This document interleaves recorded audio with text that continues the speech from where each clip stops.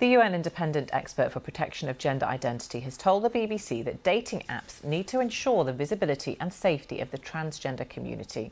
So what kind of problems are encountered? A warning that this report by Megha and Mohan contains language that some might find offensive. Hello everyone, my name is Daniella McDonald and I'm a medical student here in San Diego. I identify as a transgender woman and I identify as straight. Josh, on the other hand, is a cisgender man and he's a straight cisgender man. And so I guess you could say our relationship is a sort of cis-trans relationship or trans-cis relationship. Daniella and Josh have been together for 2.5 years, but love hasn't always been easy for Daniella. My issues with dating have always been pretty horrible. On these dating apps, I would constantly just get ridiculed by men. That was like one of the biggest issues, is people being like, oh, you're actually a man. Oh, you're a tranny, you're a she-male, like no one would love you. I used to get like paragraph-long death threats about how people would murder me. While online spaces like dating apps can often provide community for gender minorities, they do come with disturbing trends. Persons that are interacting in these spaces are at very high risk of bullying and harassment based exclusively on their gender identity.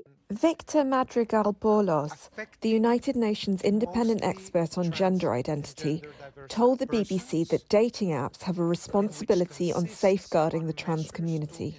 A huge part of the work of ensuring the eradication of discrimination against gender diverse persons is to create spaces of trust. And now, nowhere is that more true than online. Tammy is one of the largest LGBT dating apps. Its founder, Alex Pasikov, says the majority of its transgender users have experienced abuse. Like 68% of our transgender users said that they face discrimination or mistreatment based on their gender identity. We invest a lot in the human moderation team to prevent all kinds of bullying activity in line with digital privacy.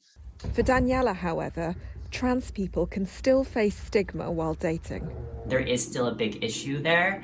And I just want to highlight and clarify that, my relationship really is the exception to the rule and not the rule. But I do think it's getting better, especially with the Gen Z population. Being able to be more comfortable and gender diverse is definitely in our sort of future. And I'm really excited about that.